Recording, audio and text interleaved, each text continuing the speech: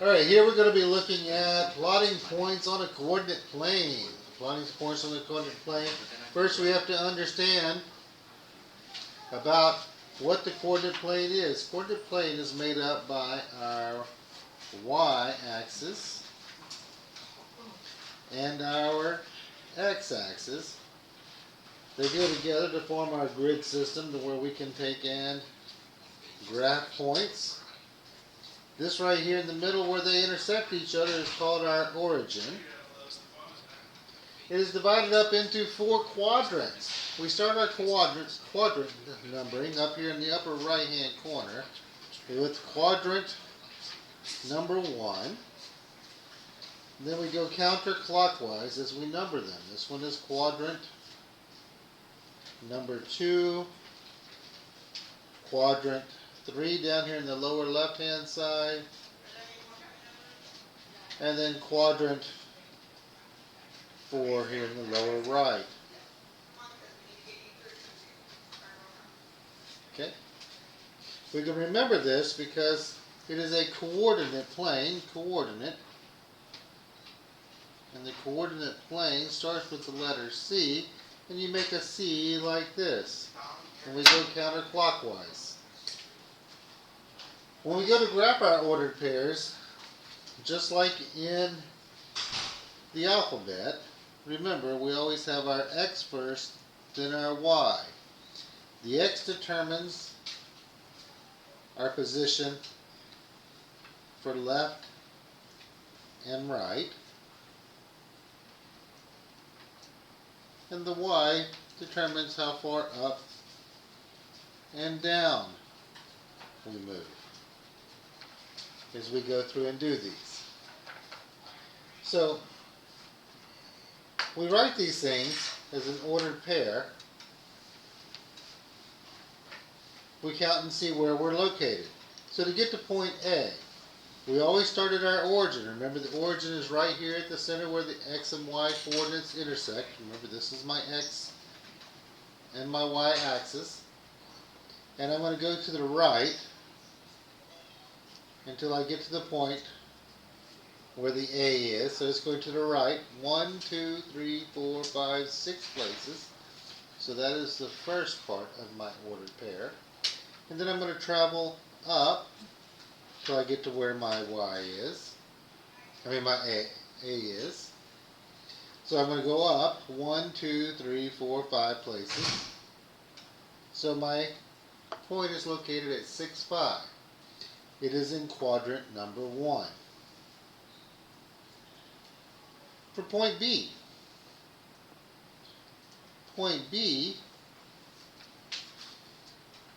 we do not move left or right because this one is on the y-axis, so we start with a 0 for my x-coordinate. And then I go up 1, 2, 3, 4 places. So this one's not in one of the quadrants. We would say that it is on the y-axis. Now point C is over here, so I'm going to be traveling to the left. If I'm moving to the left, those will be negative from the origin. So to the left 3, so that's negative 3. And then I have to go up, and this one is up the same distance that the A was, so that's 5. We are now located in the second quadrant.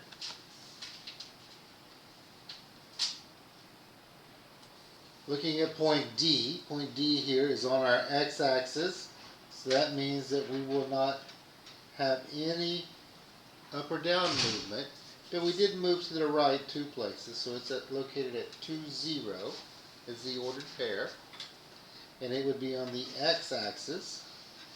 That's what we'd label that as. For E is over here to the right, so I'm going to travel to the right 1, 2, 3, 4, 5 places. This time I'm going down. If we're going down below the x-axis, those will be negative for our y-coordinate. So it goes down 1, 2, 3, 4, 5 places. So negative 5. This is in quadrant 4. And then point F, again, is going to be negative 1, 2, 3, 4, negative 4.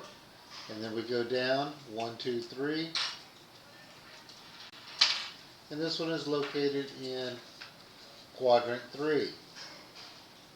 Quadrant 1, both the x and the y are positive. Quadrant 2, the x is negative, the y is positive. Quadrant 3, they are both negative. And then in quadrant 4, the x is positive, the y is negative. Always. Here we're going to go and actually put these points onto our coordinate plane. Remember, this is my x-axis? No, not my x-axis, my y-axis. My x-axis does the horizontal, the y-axis does my vertical. So point M is located at 2, 1. Starting at the origin, I go to the right 2 and then down negative 1. Point M. We've done that one. Point N, negative 3, so the left 3, negative 3, down 3. Point N. Point R is at 0, and then up 1, 2, 3, and then a point 5, we'd put it, oh, it's about right there. R. Point T is at 5, 2, so to the right 1, 2, 3, 4, 5, and then negative 2, down 2. That's point T. Always go back to the origin every time we go to do a point. This one's located at negative 3, 2, 3, 0. That's point V. W is at negative 1/2, positive 1. You'd be about right there. Point W. And then point X is at 0, negative 2 on the y-axis again. Always start at the origin, do your left and right first. That's our X coordinate. And then the up and down with the Y coordinate. Now, next examples here says determine which of the 4 ordered pairs does not satisfy the given equation. Remember, these are x's and y's. So we're just going to plug them in and work them out. So I would do 3 times 2 minus 2 times 0 is equal to 6. Well, this piece makes 0, and 3 times 2 is 6, so 6 equals 6. Well, that one's a good one. Next I plug in 3 times 4 minus 2 times 0 is equal to 6. This one right here, again, this makes 0. 3 times 4 is 12. 12 does not equal 6, so this one is not good. Our next one, 3 times 2/3 minus 2 times negative 2 equals 6. Here, this 3 and this 3 would cancel out because this is really 3 over 1, leaving us with 2, and then these two become a plus 4 because 2 negatives multiplied together make 4, which tells us 6 is equal to 6, 6 equals 6, that's good. And then the next one we have 3 times 4 over 3 minus 2 times negative 1 equals 6. Again, the 3's cancel each other out, leaving 4. This becomes a plus 2. 6 does equal 6.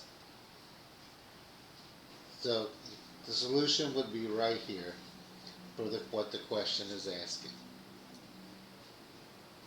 Now our next one here says, consider our equation here. 4x minus 3y is equal to 0.